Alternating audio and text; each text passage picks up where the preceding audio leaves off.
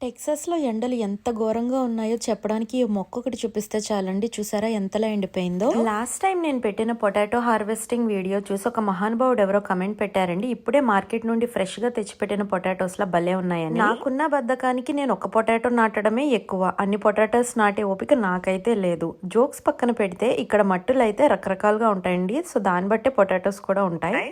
Generally అమెరికాలో garden చేసే వాళ్ళందరూ గార్డెన్ సాయిల్ యూస్ చేస్తారండి, మిరాకిల్ గ్రో అని. అది చాలా పొడి పొడిలాడుతూ చేతికి కూడా అంటుకోకుండా ఉంటుంది. అండ్ అందులో వేసినందుకే వేర్లు చాలా సన్నగా వచ్చి మట్టి ఎక్కడ అంటకుండా నీట్గా వచ్చే పొటాటోస్.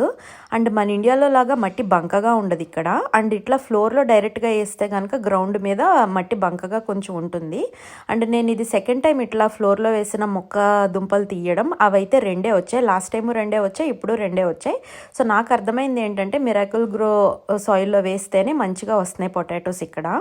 ఇక్కడ పక్కన ఇంకో చిన్న పొటాటో ప్లాంట్ ఉంది, అందుకే కొంచెం జాగ్రత్తగా తీస్తున్నాను. బట్ ఎంత చూసినా 2 పొటాటోసే వచ్చాయి. ఇవి గ్రౌండ్లో వేసి తీయడం వలన వీటికైతే మట్టి వేర్లు క్లియర్గా కనపడుతున్నాయి, చూసారు కదా.